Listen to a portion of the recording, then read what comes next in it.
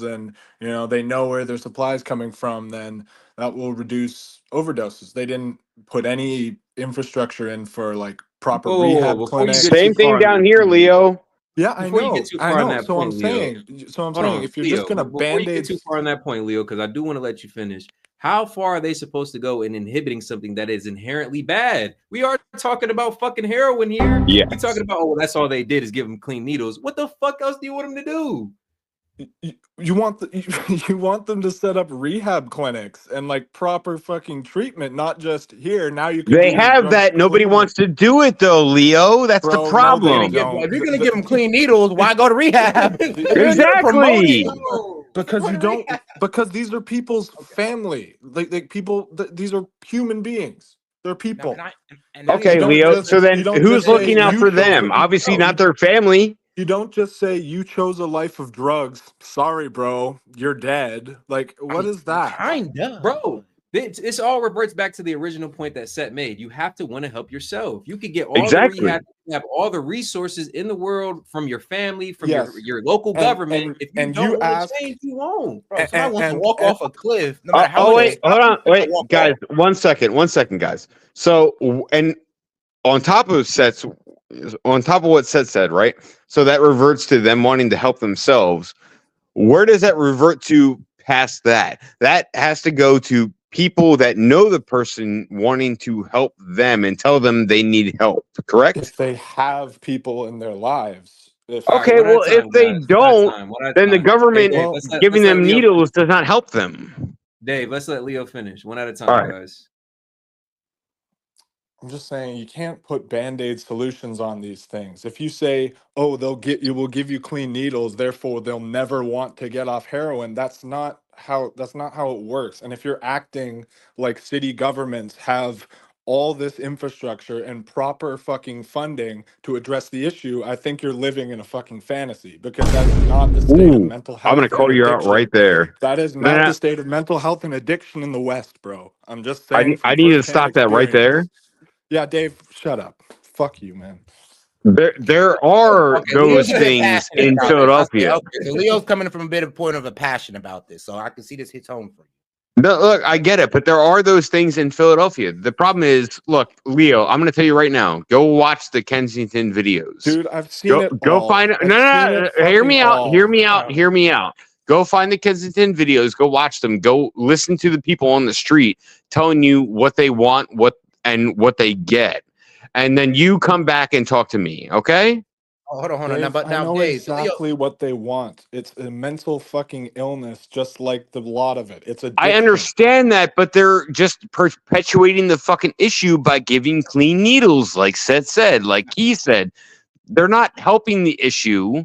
Well, they're helping them Okay, not that saves contract them from dying HIV. from AIDS. They're That helping saves them people. hold from. on. Quick Yeah, interjection though, exactly. Leo, are you personally involved in this?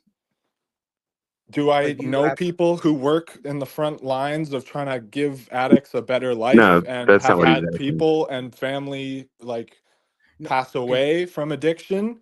Yes. So okay, when I That's hear very people, generalized, but I sure. do hear a bit of a passion Antonio voice right now. I'm so trying. when you Okay, hear people just say, "Well, it's kind of like they've sealed their own fate," and like That's it's not what I just said at all. this is yes, no, you, that's what. In a way, Dave. that's what I said. In a way, You're kind of alluding to it because you're saying, well, why would they get off heroin if they have clean needles? It's like that's only a fraction of the problem, guys, and you know this. Like it's a broad, it has to have It's infrastructure. You multifaceted. We have to get have it. It's people who want multi-system. to help. And What the fuck did I just say? compassion is clearly in short supply these days. So that's all I'm saying, to take a bit more of a step back approach instead of, these people, these addicts, these homeless people are already some of the most marginalized in society and are basically on YouTube for people to gawk at and say, "Whoa, isn't that terrible that people are that addicted to drugs?" They don't need any less like fake optimism on their part of, well, if they just, they got to fix themselves. Obviously, they know this, but they are What's struggling fake like to the optimism? nth Again, bro, degree. go listen to the videos. They don't care. Dave, I mean, Okay, I hear I you. live right around the corner. I live 20 minutes from fucking Kensington. I can go drive there fucking right now. You want me to do a fucking live stream driving through there and having a conversation with these fucking people? Maybe I'll get fucking robbed and jacked for all my shit. Come on, bro. No, man. Now, I'd like to chime I in for a know second. exactly what's happening. I kind of hear your point where he's coming from on this. Like, I do hear your point, but I do think you're misunderstanding. Yeah, I get your and I get your point, but I do think you're misunderstanding what we're saying when we're saying we're trying to be compassionate for him, because, like, look, bro, I could do everything I want to do for these people. I could build a damn clinic for these. I could damn near give out free money to these people, but we do have to understand that there is people who don't want to help themselves. Now, we are that, yes, and you got to. I have compassion for these people. I do want them to live a better life, but they don't have compassion enough for themselves. Those are the people that I'm talking about who honestly rather lie, cheat, and steal than to better their lives for themselves or their families. So when you hit us with the we don't have compassion, like, no, we do. We have all the compassion in the world, but we cannot have compassion for everyone, because some of these people will honestly play on our compassion just to honestly live this lifestyle. And Leo, before you respond, let me steel man that was saying, like I said, you have some people, not everybody is a recovering addict. Not everybody is an addict trying to make it to the other side. Some people are comfortable in their addiction. Some people want to be addicted to whatever drug. Again, it reverts back to the original point that you have to make that choice for yourself. And I know where he's coming from, because I know he probably heard some stories where some people's like, yo, I truly want to quit. But those I can't. people deserve the compassion. Yeah, they do. I get your point on that. My brain is literally nodding out of my head as I nod at what you guys say. Yeah, I think we just are not in agreement when we talk about the exception and the rule of these people. I think when you talk about the people who just like are very hypocritical about it. Oh, I love heroin. I'll just keep shooting heroin all day. I don't give a fuck. That's like an exception. I think most people rather not be on the streets. You're diminishing a good percentage of addicts, bro. There's some people who are comfortable in their addiction. I mean, of course there are. Show me something that points to that, bro, because you're diminishing, I would say, a good percentage. Like, my point number of out of 10 addicts that we line up, how many of them are comfortable? You literally. Look, like I said, probably not a lot of them, bro. They're living on the streets and addicted to drugs. I'd venture to say almost half. I'd venture to say almost half.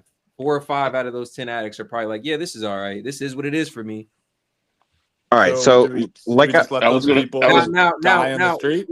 We're speculating here. We both are. So I'm just. Well, I'm not.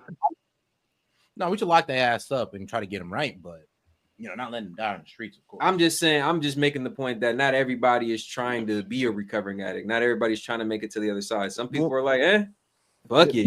That's kind of my point of why I want Leo to watch those videos. Is half these people that are out there like, oh, they're giving me clean needles, and they don't care. They're like, oh yeah, they're giving me clean needles. I'm just going to continue shooting up because that's what they give me, and that's the majority of the people that end up congregating in those areas.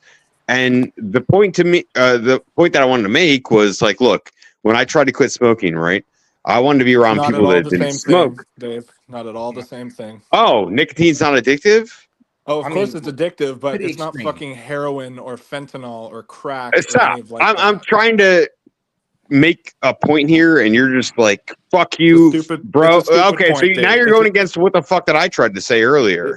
If you're trying to equate it to nicotine, then yeah, nicotine can be destructive and it can be very addictive, but not in any way, shape, or form as the way heroin or these other hard drugs can. Hey, Leo, you dumb fuck. Before they change over? Yeah, please. Go ahead, Doc. Yep. I haven't personally been addicted to the major drugs. I'm grateful, but I have had family members who were, and I've seen those who, as the majority here is saying, that just seem like they don't care. How many times you put them in rehab? No, it's like they just go back. And then I've seen those that climbed out of the bucket. My stepfather was one that did. He had gotten addicted to crack. And this is back, I guess, in the 90s. And going to him, he saw how it was tearing up the family.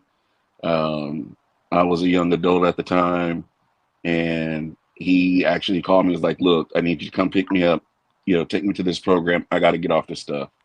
And I took him to the program. He had a warrant for his arrest. They wouldn't accept him. He's like, "Take me to jail."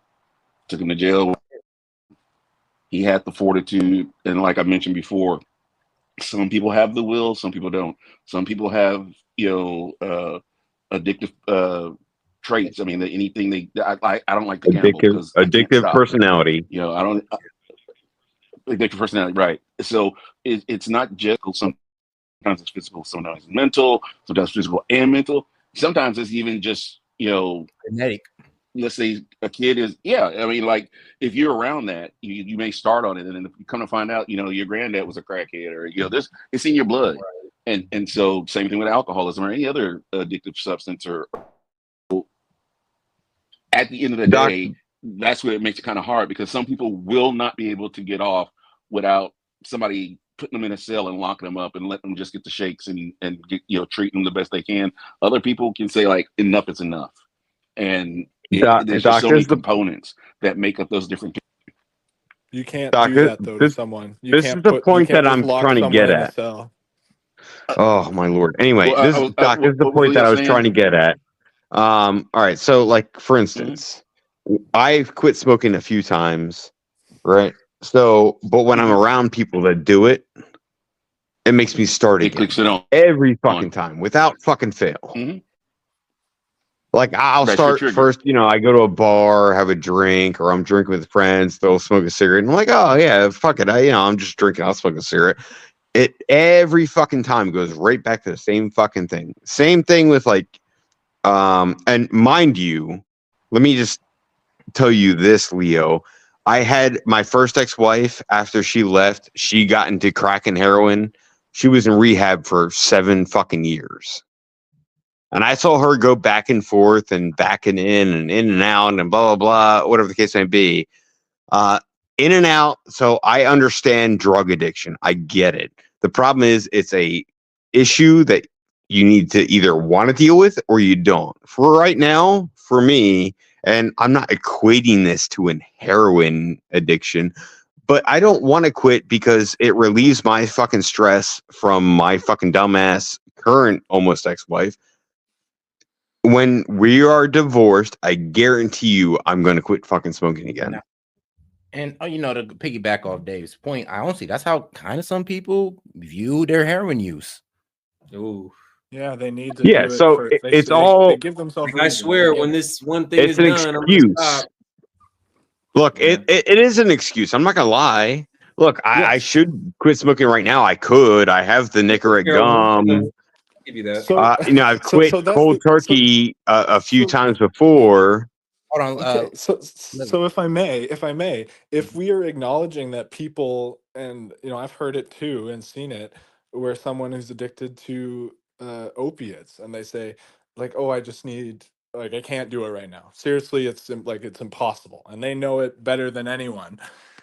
I guess, it's they've justified it somehow in their mind. So if this person, and you care for them and you're looking out for them, and you believe them when they say, I need a month or so more doing this, why would you deprive them the ability to have a clean needle so that when Leo, you said not to equate the two.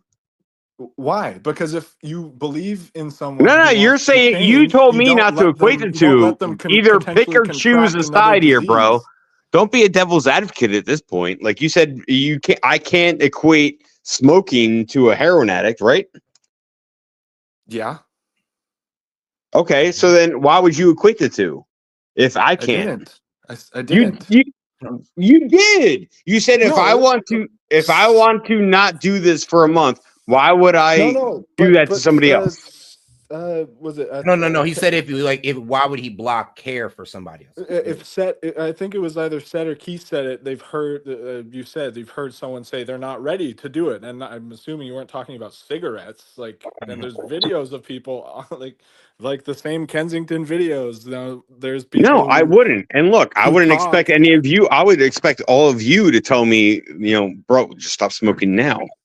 Yeah, of That's what I would course. expect of you. Of course, you'd say, but you can't compel these people to do things at Okay, all then why are we spending money on them if they're not doing it? I don't expect you to spend money on me, right? because they're not lost causes. Because no one's You just proved my point.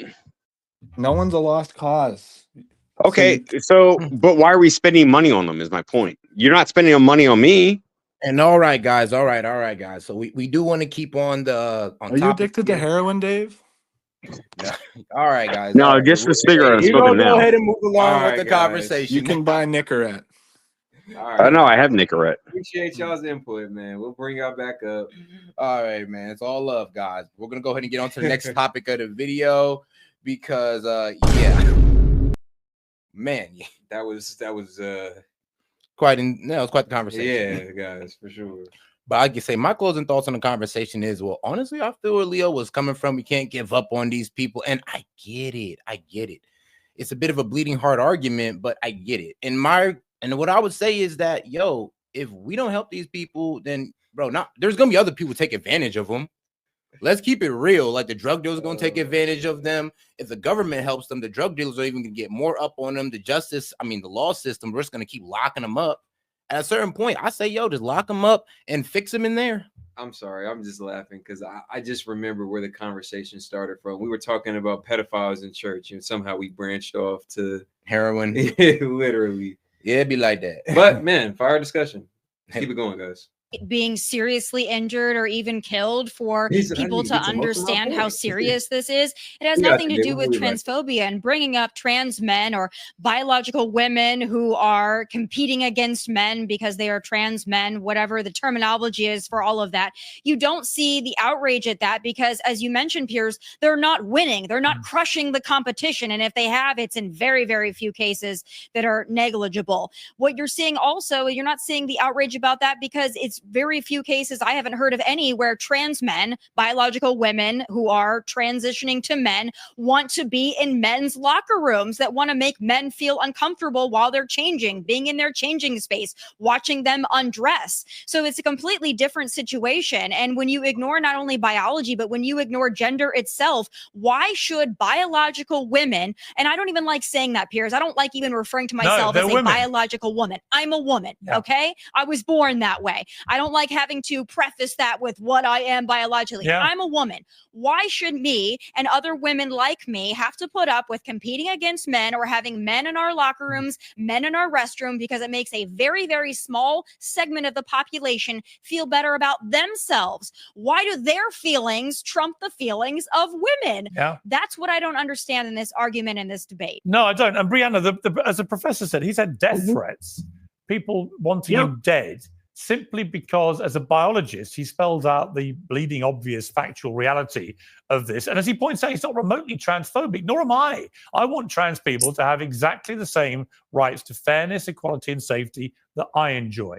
I've always said that. How is it equality if we don't have the same access? Hold on, Eli. Hang on. I'll come back to you, Eli. I'll answer that question, but let Brianna answer. But here's the point. It doesn't make you transphobic if you actually don't want to see women's rights eroded in the process. Of course it doesn't, Piers. You know, this is the whole problem. The Eli and her trans fringe freak show friends are threatening anyone that disagrees with them. I, as a trans woman, have dealt with their death threats constantly since just standing up and trying to say, we've got to have some common sense conversations about this.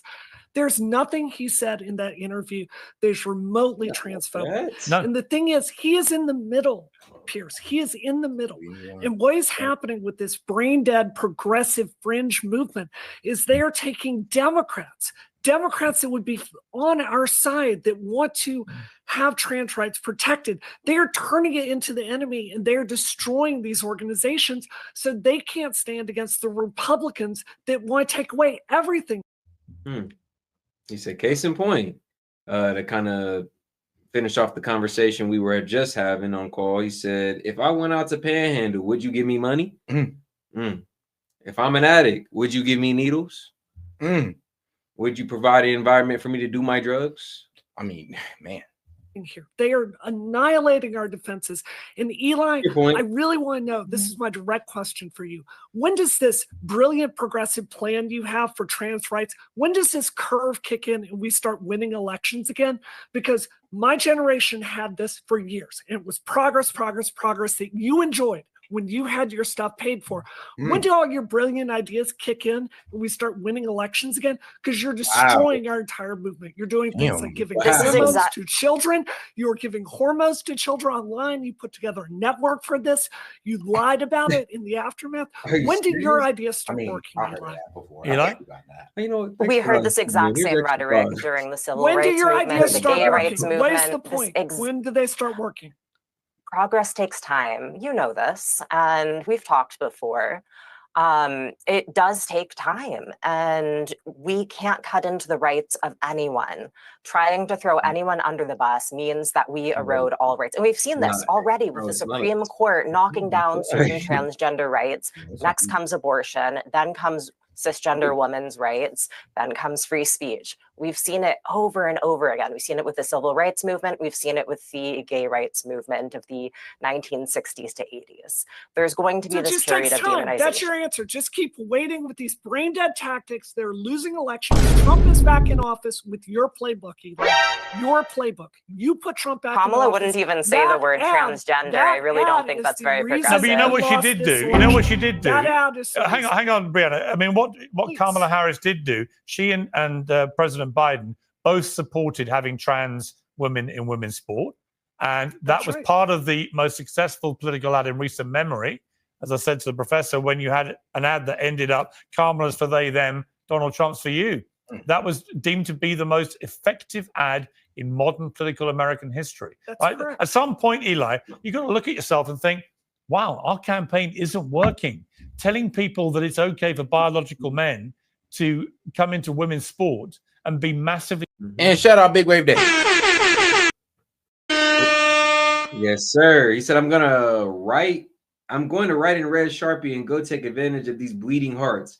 I'm poor. I need money, and these morons will hand it out, bro. Bro, they sit here and do it all day. Hey, and then Big Wave Dave, hop out and pull up in your sports car, bro. Panhandling is proven to be a pretty lucrative job, low key, bro. I remember what's the fucking thing? Not Entertainment Tonight, bro. You remember the underlining joke of panhandling? Inside Edition. They ran a special on a guy who was doing panhandling, and he was making hundreds of dollars a day, had a Mercedes, and he had a nice crib in LA. Yep, you just get out there, go to different parts. Hey, yo, can I get some money? Can I get some money, bro? And like, bro, you go to enough spots, hide your whip, like, bro, you making like $2K a day, bro. It was crazy. Shout out Beneficent, another one of the members, $5. He said Lupron is given to treat prostate cancer and transition boys. It destroys your bones and deprives you of testosterone. What is that? Yeah. Yes, it is. I mean, Lupron, bro. There's other things that they use for puberty blockers. I mean, like the chemical that they use to castrate pedophiles. Yeah, they use that for puberty blockers as well. So yeah, it's wild stuff that they do. More successful as women than they ever were as men, which is what happens in almost every 20 years. That is not fair. It's not equal. It's not right. It's cheating. And if you don't think it is, and you try and pretend it isn't, eventually, as we saw. Shout out Dave. He says the difference between being an idiot and a realist. Most Americans wake up and go, bullshit. I'm going to vote for Trump even if I don't like him because he'll stop this madness. And I simply say to you, I want all trans people to have fairness, equality, and safety. Why would you jeopardize all that at the altar of such obviously unfair, unequal, unsafe bullshit? Genuinely. If you actually look at the polls, the most popular, the most important electoral issue for people, it wasn't trans people. That was about weak. Shout out Big Wave Dave. He says the difference between being an idiot and a realist. Yeah, that's the truth. That is the truth. Like I said, Leo's argument wasn't bad. It was just like I said, it was like a bleeding heart argument. And you could tell he was coming from a compassionate spot. He's been in the field. Basically he told me like, bro, I've been in the field with this. Like, I know these people. And I'm like, I'm pretty sure you know the good ones. You know the good ones, Leo. But 1%. I didn't say it was, but I did say the advert I talked either. about was the most successful in modern times. The New York Times, a liberal progressive newspaper, concluded it may have moved the needle by 3 points. Right? That was the damage. The New York Times is not, liberal or pro-trans bullshit on trans issues. She can't answer, Pierce. She can't answer. She will not defend these brain dead tactics. You know, Pierce, I don't want to go compete against Tommy in sports. I want to go have lunch uptown with her and like talk about normal stuff. Right. That's why I transitioned to just have a normal life. Eli is out there pushing this narrative that science doesn't matter, that sex doesn't matter, that we can just roll into every space. She claims to be a feminist, but she doesn't want to make any common sense compromises with the women she says she speaks for. Yeah, and we see, as we saw, right, and as we saw with J.K. Rowling, and we saw with the professor, and we see with everyone. I've had it. When you poke your head over this, Tommy, and you say this stuff, the trans lobby, let's just use the collective phrase. I'm not saying they're all like this by any means. I'm not even including you, Eli, but the abuse, the threats, the viciousness, the calls to be cancelled, the targeting of your employment, of your. And shout out Big Wave Dave. He says, I have a lifetime of being compassionate. Unfortunately, people want to take advantage as I obviously could with a cardboard sign. I mean, Big Wave Dave, trust me. I was kind of trying to explain that to Leah. I was like, bro, some of these people will play on our compassion. They'll play on our compassion and keep on playing on it. And I mean, if our compassion means they get more drugs, they get more money, and they don't ever have to change themselves or work on themselves, they'll do that. People will, I mean, it's human nature to always take the path of least resistance. It's only the special ones who want to take the path of of fighting an uphill battle. Everybody wants the path of least resistance. Nobody want to fight an uphill battle. And people who want to take the path of least resistance play on compassion. Your bosses and so on. It's so insidious. And to me, it's so self-harming to the cause. I know people who are trans, who are very quiet, want to get on with their lives. They don't want all this nonsense. They don't want the trans lobby trying to pretend it's fine for trans women to be in women's sport because they know everybody laughs at it and makes them a laughing stock. They just want to lead their lives like the rest of us. And I wish they could without being dragged into this crap.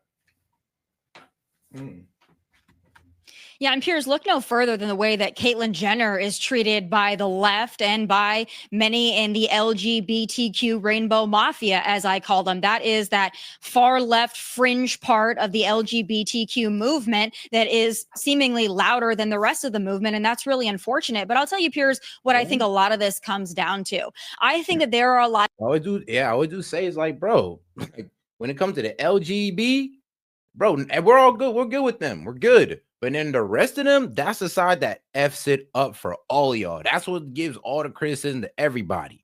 And there was already some extremes in the LGB side. They already had their extremists. But then y'all went too extreme with the trans stuff. And then everything else preceding that.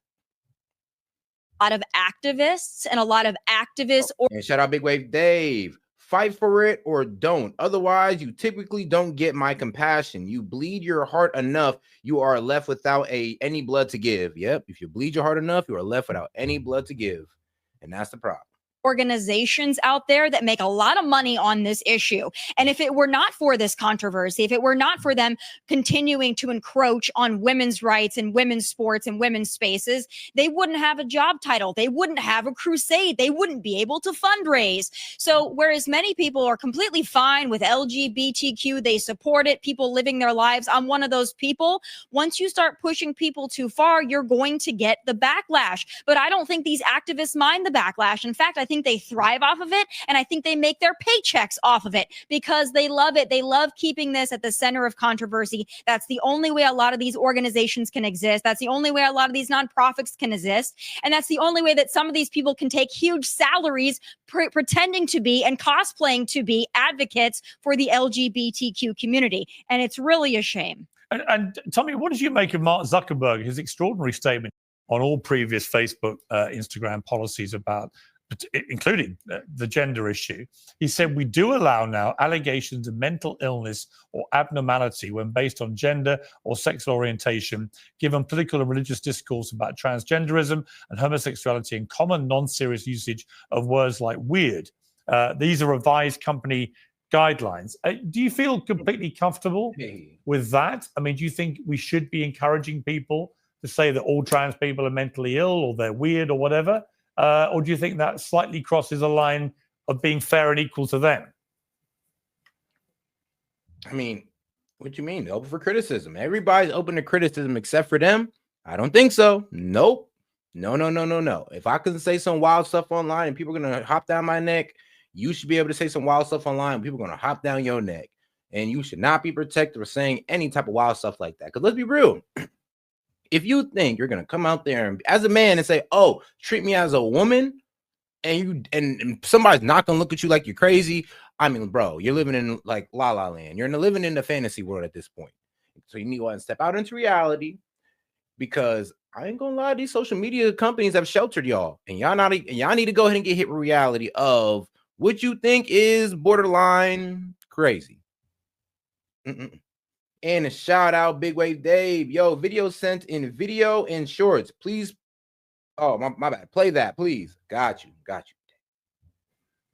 Well, listen, free speech is saying what you want to say. It's also hearing what you don't want to hear. There's plenty on these so-called free speech platforms that I don't like to see. I don't like to see transgenderism pushed on children, but unfortunately, that's been in existence on Meta platforms and on TikTok for several years now. It's unfortunate. So I think you need to open up the other side of the conversation. I'm not all the way optimistic that Meta is actually going to do that. I mean, anytime we talk about even equality for women in women's sports and them being able to compete at a high level with other women, you're censored on Meta platforms. I know, because I work for Outkick that talks about this issue a lot and is at the forefront of the issue. And all right, man, shout out Big Wave Dave, because I guess he kind of want to bring home a hard point on this one. All right, so I'm gonna go ahead and let the video play out for a little bit, and then we'll go ahead and bring up Big Wave Dave's video. So I'm cautiously optimistic, but listen, I don't agree with bullying people, calling people mentally ill or weird. I don't personally do that. I don't like it. However, if you're going to have a platform that talks about both sides of the issue, you have to let the other side be able to speak as well. I'm hopeful that we can see that. Yeah, and Eli, if you're getting professors who are not remotely transphobic, like my last guest, getting told to shoot themselves dead, for later gun in their mouths, as he put it. I mean, bro, what do you mean? There have been women who spoke out against the trans ideology, and trans women will come out. Some dude in makeup will come out talking about how they're gonna hurt this lady until she died, how they're gonna bang her head up against the floor and all that good stuff, saying all type of violent stuff. Yeah, that's the side we're talking about. So as soon as somebody speaks out about him, you got some big ass dude in makeup talking about how he's gonna hurt some woman. Yeah, you guys are tripping. What right does the other side have to then say, well, you can't use mean words like weird about us? Genuinely. Well, that's a huge generalization, Piers. I don't support anyone encouraging abuse or harm to anyone. And most trans people don't either. Like Brianna said, there is a very reactionary fringe who may engage in these very harmful behaviors and rhetoric. This doesn't represent all trans people. And surprisingly, I also find myself agreeing with Tommy that no, we should not have bullying on these platforms. And this means also not calling trans people weird. This new policy actually infringes on free speech, because when I'm called mentally ill or weird, I stop engaging, and that obstructs my ability and willingness to speak. So what this policy is doing is discouraging queer and trans people, along with migrants who are also included in this policy. No, it pretty much stops protecting their false thinking. It stops protecting their mental illness. We're pretty much saying, okay, instead of YouTube taking me down, instead of Facebook taking me down, Instagram taking me down, you're gonna deal with me. It's either you disengage with me or you prove to me why I should see a man with makeup as a woman. Because let's be real, the only reason why some of you trans people get out of those debates is because we get taken down. As soon as we push back on you about it, our comment gets taken down, our video gets taken down. So now that you guys no longer have that protection, Yeah, I would hope y'all would disengage. That's all y'all got left is to run away because you can't defend it. From speaking on their own behalf. Yeah, I mean, I would say to that the behavior of the extremists in the trans community has been a massive problem. When someone like J.K. Rowling tried to have a reasonable debate about this and just got utterly bombarded with death threats. And the whole turf stuff and everything, all of it is ridiculous. It's all got to stop. We've got to calm everybody down and have a genuinely reasoned and sensible and calm debate about the reality, which is more and more trans women are now trying to compete in women's. But all right, though. I mean, Dave wanted to stamp his point with this whole, yo, do some of these addicts, heroin addicts, deserve our compassion? Well, shout out to Big Wave Dave. You got a video for us to go over and analyze, man. You tell me. Don't fall asleep outside because you won't have, don't fall asleep outside because you won't have nothing when you wake up. Don't trust too many people. Just pretty much stay to yourself if you do come out.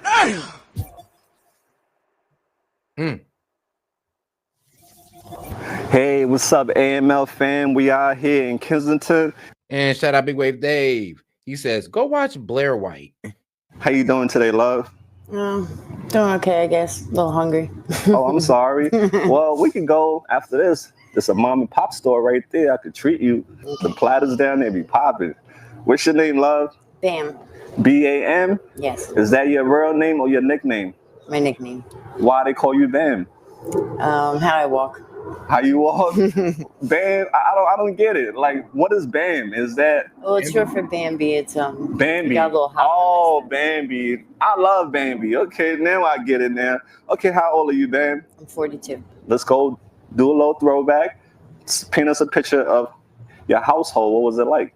Well, there's two girls, 2 boys. I'm the second oldest. My father was addicted to alcohol. And I watched abuse, with my mom and stuff. Yeah. Pretty much through my whole childhood till I was 13, and they finally separated. So you had a really tough upbringing growing up in a household like that, right?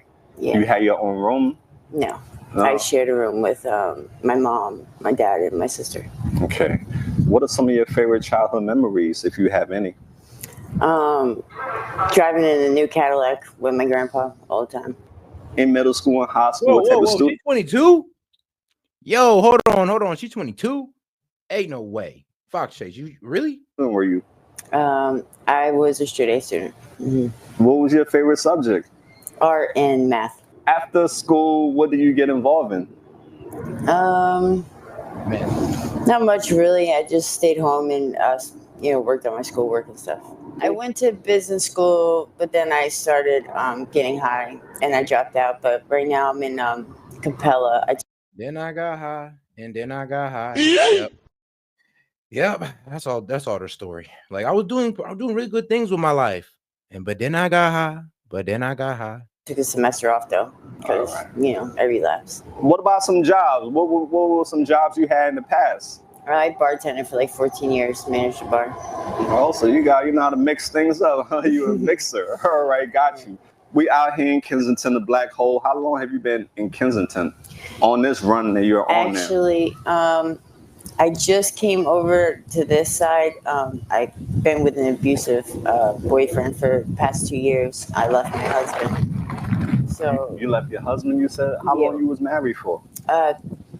3 years. Kind of came over here to hide, but I'm working on the Ave, trying to make some money. So now, do you have a place to stay currently? No. Damn, love. And it's been a month for you that way? Yeah. Where do you sleep and stuff? I don't sleep much. I go here and there when I do sleep. Don't you miss a bed? Taking showers? I take showers. Private. And shout out Big Wave Dave. Said drugs are bad. Okay. To see and all that stuff? Yeah. But do you take showers regularly like how you would if you had your own place? No. Right? Do you pay people to take showers? Yes. It's a hustle out here, right? Mm-hmm. All right, so let's talk about addiction, right? Mm-hmm. When did yours begin? When I was 20. And who introduced you to it? A guy I was kind of talking to. How old was he at the time? Maybe his mid-20s. What drug was it? Freebase crack cocaine. Now, what made you decide to do it? I lost a pregnancy. It was my first time being pregnant. I don't know, I guess it just hit me wrong. I miscarried. Oh, damn, I ain't gonna lie, that's not the first time I heard that. Of a woman miscarrying and then falling right into hard drugs. Oh my God. You miscarried. I'm so sorry, love. So when you did it, how did it make you feel, your first experience? Good. Good? Yeah. At 26, I started snorting heroin, and then it got so bad to where I had to shoot it because it was too much I had to take. And who introduced you to it? An ex-boyfriend. These toxic ex, They can't show you nothing else positive but the demonic things just to ruin a beautiful queen like you. I'm so sorry you met some people that, messed you up. Out here currently, what drugs are you dealing with now? Crack cocaine and heroin. Yeah. You shoot it, right? Is it heroin anymore, love? No. What is it now? Fentanyl and trank. And then they got another one called Rhino. You ever heard of the Rhino? Yeah, everybody's losing their limbs. Yeah, and I'm looking at you, love. You're blessed to still have everything intact. Oh, shit. Aren't you afraid? Hold on, man. The first day was hitting it with the Fetty. Now they're hitting him with this Rhino, and now you're losing limbs? The Fetty, aka the fentanyl, is what Loki was killing y'all. Now y'all got Rhino, the Rhiny now, that's losing limbs? Okay, that's crazy. Yep. You thought the Fetty was the worst? Now we got Rhino. That might happen. Your favorite crackhead losing his limbs. I mean, how's my favorite crackhead gonna fix my car if he's missing his hands? You? I keep my hygiene up, so I think that's a little bit of the reason to it. Hygiene? Yeah, increases so much. Yeah, so why do you think some people get these big wounds and they just spread out? It's a fungus and it's a staph and just it goes into rapid. I think because they're not washing correctly and the feces and the urine that they. And out here too, it's not the cleanest place. Yeah. Well, I'm glad you're not going through that, but I'm sorry for everyone else is going through that because it's bad. People are losing their legs, their arm. And that's facts, Big Way Dave. He's like, "Set, I showed you what drugs do to people's looks wise. My first ex after me, she went down hard, even though she got clean." And I'm like, bro, trust me, like some of them effects from doing like methamphetamines, like meth is probably what kills looks the most. One, because it keeps you up, your body's not able to replenish its cells and all that good stuff. So your skin, like it degenerates, like it withers away pretty much. And you start having these cradles and all this crazy stuff. So yeah, trust me, I've seen. It's bad. I seen one girl, her whole forehead is open. Sure. Yeah, the forehead. Yeah, that's how bad it is. And you see people still going in there trying to find a vein. And that's they go in the wound because they can see the veins. The power of addiction. Woo. Now, what all have you lost due to your addiction? 3 children. Goddamn. Well, soon be done, all right, love? You said 3 children. Anything else you have lost your addiction? Jobs. Family. What's the relationship like now with you and your family? I just have my mom. Your dad, is he alive? No. May his soul rest in peace. And the kids, what about them? Do you keep in touch with them? My youngest, I do. My 4-year-old. Okay, that's good. So what's a day out here look like for you 24 hours? Pretty much running back and forth, making money, getting high, making money, getting high. How much you make average in a day to survive? About 300. Wow. And that's with the guys, 300 or other hustles? With the guys, yeah, that's not really what I'm used to. I usually post online, so. And that's scary. Do you have regulars or do you just take regulars. Russian roulette? Oh, okay, because Russian roulette play the Russian roulette? Yeah. Have anything horrible happened to you since you've been out here? Not out here. What way it happened to you at? I was raped in. You said heroin, crack, and meth. Yeah. Meth has the worst effects, but heroin and crack, I'll definitely take your looks downhill too. I mean, look, bro. You abuse any drug enough and you ain't gonna start looking right, okay? sodomized when I was 26. Oh, I'm so sorry. Was that somebody you knew? No. I was walking in Allentown and somebody came through the alleyway. Do you have friends out here? Friends? No. No friends. So how do you stay safe out here? Pepper spray. What do you think about what's going on out here with all the cops? Are they helping you? No, it's ridiculous. It's making things worse. Have you? First off, I'm gonna be real with you. She's not. Let's be real. She's a prostitute and she's a drug addict. They don't care about her. I'm gonna be so honest with you. I know it sounds effed up, but this may go into Leo's point, but yeah, the system, they don't care about you. Actually, there's a reason why like serial killers preyed on women like her, because the system we don't care about them. You had any clean time in the past? Is what it is. Yeah, year here, 2 years there. That's great. And what are some other triggers besides depression for you? Boredom. And what hobbies and stuff that you like to do when you were not in addiction? What were some hobbies you like? Be with my kids, I guess. And your kids? Yeah. Anything else? Not really. if your family member come out here to visit you, will you allow them? Will you welcome them? Yeah.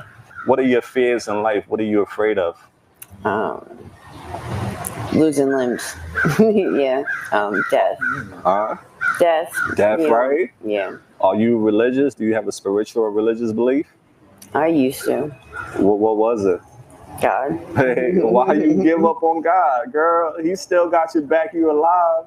You still believe in you. He just wants you to take the steps forward. He's gonna carry you the rest of the way, love. Yeah. Don't give up on that man, because he with you inside, you know? He got you still alive for a reason. So don't give up on him, all right, love? Okay. If you could give a message to a newborn child, what advice would you give them? Stay on the right path. Listen to your parents. Go to school. Beautiful. And all the stuff that you have been through in life, what lessons have you learned from it? Yeah. Not to trust, certain people. That, when you feel like you need somebody, you really don't. Just need to take maybe some time for yourself. Absolutely. When you was a little girl, what do you want to become when you grow up? Medical examiner. Do you have a favorite band or artist you listen to? I still like my 90s rap and R&B. Hey, the 90s that's it. Good music, right? Nowadays, it's just a bunch of mumble rap, killing each other, blowing the world up. It's angry music out here these days. If you had 3 wishes, what would your 3 wishes be? Get my kids back, finish school, and get my Cadillac. Oh yeah, I can see you in the Cadillac, girl. You'll make that car look good. If your friends or your family see this video, what message would you like to send to them? I'm trying. Thanks. That's all you could do, love. Keep trying. Just don't never quit. That's all I can tell you, right? No matter what, just don't never quit. And there's a lot of people in this world who judge people who struggle with drug addiction. What's your message for the world? You can't judge nobody, because you could be in the same predicament like any day. Now that right there, I'd have to disagree with you, sweetheart, because I've been through some pretty tough things in my life as well. I mean, tough, with things I won't share. But I didn't turn to drugs.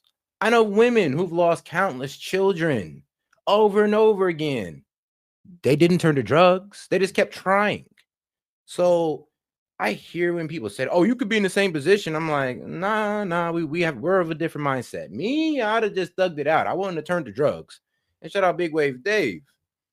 He hit us with I never touched heroin or crack. However, when I was in my party days, I had my fun. Never got addicted. I was mature enough to stop, man. That's all it be, is getting out of that party mode.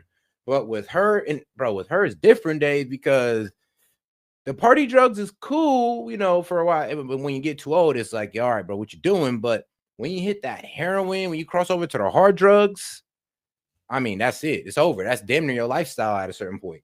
Party drugs, shoot, what you do on the weekends. Hard drugs, man, that's like what you damn near doing your whole life until something intervenes. And I'm gonna be real with you when she says, "Oh, you can be in the same position." Guys, I mean, look, guys, how you react to things in life is all your fault. take complete accountability of your life, because like I said, she could have took complete accountability and she could have been like, well, I don't got to do crack because my child died. Shoot, I know women who done lost 7 children in a row and didn't do crack. So, facts. Doesn't take a lot at all. Like that. Agree. And if people want to reach out to you, write you, do you have an email that can do that too? Not at the moment. All right, well, they can leave. Yeah, and it can't happen to anyone and everyone, because some people are built better. I'm just gonna say it right that. Some people are just built better than that. Like, what? There is no situation in life where I'm gonna go turn to a drug that's gonna make my life worse. Do y'all hear the logic? Or maybe some people just ain't logical enough to understand that. Well, hold on. My life is already shitty right now. I'm already feeling the worst. Why would I go do something that's gonna take my life even down a more the worst path? Like, why? And think about it. She's not stopping. Dave is right. She's not stopping. She just said all this shit, all this trauma that these drugs have brought into her life, and she's still not stopping. And then all she could say is, oh, it could be you too. Woman, I don't know women who have lost 7 kids. All miscarriages ain't do no drugs. Nah, I ain't trying to hear that. I feel bad for her story. I do. But bro, what? Come on. A comment under the video, and hopefully, you'll check it out. It's like, I feel the story, but y'all not gonna make me sit here and feel bad. Oh, well, this is why, because it could be you. And I'm like, no. I know a lot of women who went through worse than what she did and then ain't go down that path. So no. I'm not hearing that bullshit. Not tonight. And shout out Big Wave Dave. Yes, take accountability. When my first son was convicted, I was done. Exactly. It'd be like that. That's what I'm saying. It takes something to hit your heart and be like, damn, maybe if I was being a little bit more responsible, shit could have got covered on the back end. It'd be like that. If she'd have took more responsibility, maybe she could have chosen a more responsible man to be with so she can actually have the family that she wanted. Yeah, damn. 1 kid dies, you out here doing crack? God damn. You have time.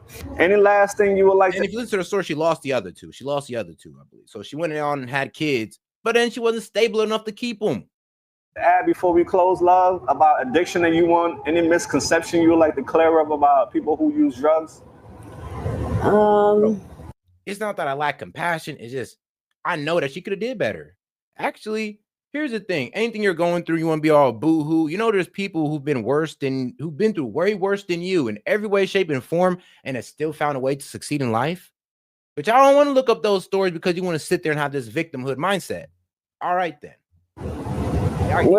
We just have bad. It's not about compassion at the end of the day, bro. It's like y'all want to look up to somebody to have an excuse for your victim mindset at that point. Like decisions, we just made bad decisions. We're not bad people.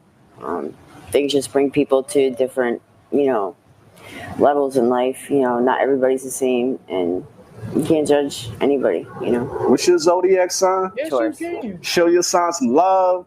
And yes, you can, girl. Because when your ass get caught up by the police and set in front of that judge, you getting judged then. Yes, you can. I'm gonna tell you here right now. I feel bad for your story. I feel bad where you at right now, but I'm gonna tell you, I'm gonna be the first one to say it. Sweetheart, you could have took a different route. You did not have to go do drugs. No, you didn't. That's something that you chose to do because it was the easiest thing to do.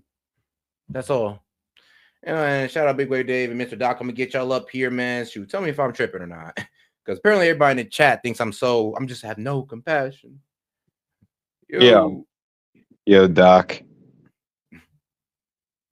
Doc's still muted. Okay, so anyway, bro, you have compassion. Unfortunately, if these people don't have compassion for themselves and they continue, look, how many children did she say she lost? Like, come on, man. Like, it's got to come to a point where we're like, oh, there's got to be something wrong with me at that point. You know what I mean? Like, Dave, I ain't gonna. I was reading through the story. I'm like, all right, so the first kid died, went on crack. I'm like, hold on now. Like, Dave, how much women have you heard had a miscarriage but didn't go on crack? None.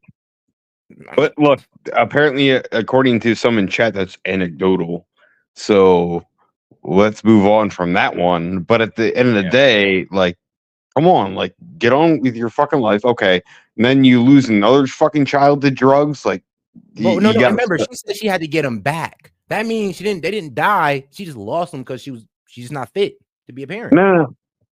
Look, I told you, my first wife, after she left, she had my kid for a while, kept him from me. I was paying her like $1,000 a month. And I kept trying to fight for him in court. And then finally find out that, first of all, she's keeping him in a basement in Philadelphia, southeast PA in Philadelphia.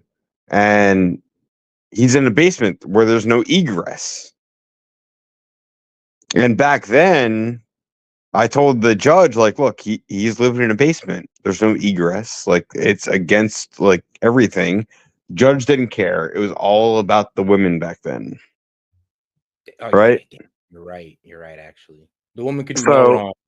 Yeah, they could not. So I had agreed to pay $1,000 a month, and eventually she decreased that because, whatever.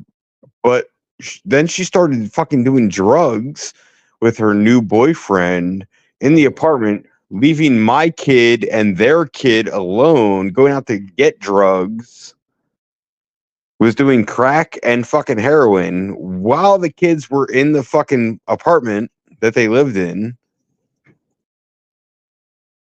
So it took her going to fucking rehab before I finally got my kid. So yes, I have a little bit of a bias when it comes to fucking drug addicts. I can understand that. So look, I also grew up, right? Like I said earlier in chat, like I had my party days, right? I went to raves, I did a bunch of stupid shit and had my fun. But at the end of the day, like when it came down to it, like as soon as my first kid was conceived, I was like, okay, I'm done. It's my time to be a fucking adult.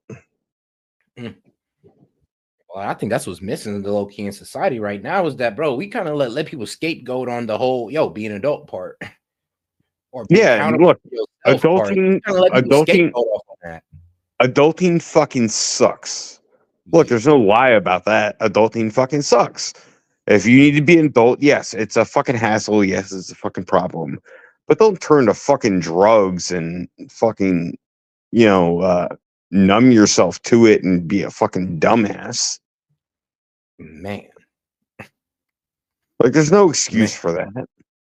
Look, I knew friends that were like straight edge back in high school, right? Where they didn't do anything. And then after they got out of high school, and look, I didn't even graduate high school. And I'm still making a shit ton of money. Hey.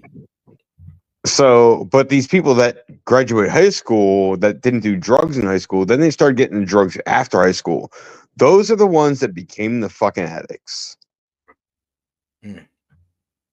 I had friends that became heroin, meth addicts, whatever the case may be, like just went off the fucking rails. I'm like, what the fuck are you doing with your fucking life, bro? It's crazy. I had an Indian friend that had kind of like the same startup, like straight A's, going to be a doctor, all that great stuff, going to college, and this man did every drug in the book. It's like, yo, out here a whole kleptomaniac just stealing for no reason. And we're like, what's going on? Look, bro, like I've done crystal meth. I smoked out of a light bulb. I've done all kinds of crazy shit, but I was a raver too. So, I think I've said in the Discord, like, if you could find me a vial of fucking ketamine, like I'd cook that shit and snort it right now. But look, I can't find it, so I don't go looking for it either. But if I could, I would, but I don't. So it is what it is. Yeah, right. So there's a time to leave the shit behind, but the problem is like people just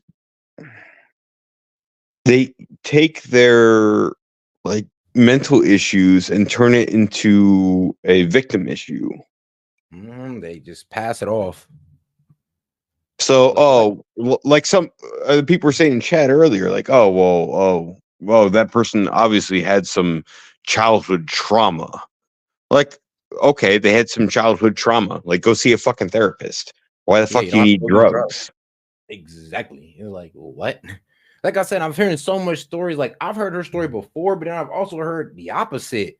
That's when they say, "Oh, it could be you." I'm like, "Well, no, the hell it can't." All right, so Seth, let me get back to my main point is why I know a lot about all of this and why I despise it. All right, so my oldest sister. Ugh. Okay, she's a half sister. My mother married my father with 2 kids. My father took those 2 kids in, which are my 2 older half sisters, and gave them a home, and everything was great. And then the oldest turned into a fucking asshole, started dating dudes and started breaking shit around the house because he was a jealous fucking boyfriend. Shit happens, whatever. So my mother left when I was 7, and I'm sorry to give you guys this whole ordeal here, but it goes into the point of what I'm making.